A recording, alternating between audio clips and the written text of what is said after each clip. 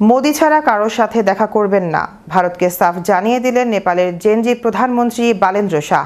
ভারতের সঙ্গে সম্পর্কের প্রশ্নে এবার একেবারে আপোষহীন অবস্থান নিয়েছেন তিনি, আর তাতেই তৈরি হয়েছে নতুন কূটনৈতিক উত্তেজনা। এ নিয়ে বিস্তারিত থাকছে ডেস্ক রিপোর্টে। মোদি ছাড়া কারোর সাথে দেখা করবেন না, ভারতকে সাফ জানিয়ে দিলেন নেপালের জেনজি প্রধানমন্ত্রী বালেন্দ্র শাহ। ভারতের সঙ্গে সম্পর্কের প্রশ্নে এবার একেবারে আপোষহীন অবস্থান নিয়েছেন তিনি, আর তাতেই তৈরি হচ্ছে নতুন কূটনৈতিক উত্তেজনা। জানা গেছে, ভারতের পক্ষ থেকে উচ্চ পর্যায়ের বৈঠকের উদ্যোগ না হলেও তা সরাসরি নাকচ করেন নেপালের প্রধানমন্ত্রী। স্পষ্ট ভাষায় জানিয়েছেন, বৈঠক করতে চাইলে আসতে হবে ভারতের প্রধানমন্ত্রী নরেন্দ্র মোদীকেই, কোনো সচিব পর্যায়ের প্রতিনিধির সঙ্গে বৈঠক নয়। দক্ষিণ এশিয়ার সুপার পাওয়ার ভারতের কূটনৈতিক প্রস্তাব প্রকাশ্যে প্রত্যাখ্যান করার সাহস খুব কম নেতাই দেখান, কিন্তু বালেন্দ্র শাহ যেন শুরু থেকেই ভিন্ন বার্তা দিচ্ছেন। ছোট দেশ হলেও মর্যাদার প্রশ্নে কোনো ছাড় নয়।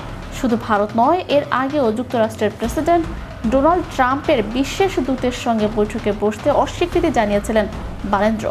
ফলে আন্তর্জাতিক অঙ্গনে ধীরে ধীরে কঠোর অবস্থানের নেতা হিসেবে পরিচিতি পাচ্ছেন তিনি।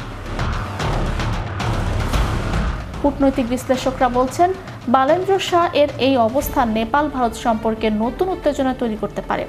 কারণ রাজনৈতিক, অর্থনৈতিক ও ভৌগোলিকভাবে দুই দেশের সম্পর্ক অত্যন্ত গুরুত্বপূর্ণ। তবে পুরো ঘটনাকে ঘিরে এখনো আনুষ্ঠানিক কোনো প্রতিক্রিয়া জানায়নি ভারত সরকার। কিন্তু কাঠমান্ডুর এ বার্তা যে দিল্লিতে নতুন হিসাব নিকাশ শুরু করে দিয়েছে, তা বলার আর অপেক্ষা রাখে না। বালেন্দ্র শাহের এই অবস্থানে ভারতের পররাষ্ট্র মন্ত্রণালয়ে তৈরি হয়েছে নতুন হিসাব নিকাশ। যদিও ভারত সরকার এখনও আনুষ্ঠানিকভাবে কোনো প্রতিক্রিয়া জানায়নি, তবে সাউথ ব্লকের অন্দরে যে অস্বস্তি শুরু হয়েছে তা স্পষ্ট। দীর্ঘকাল ধরে নেপালের রাজনীতি ও অর্থনীতিতে ভারতের বিশাল প্রভাব রয়েছে, কিন্তু বালেন্দ্রর এই পাওয়ার মুভ সেই দীর্ঘকালীন সমীকরণকে চ্যালেঞ্জের মুখে ঠেলে দিয়েছে।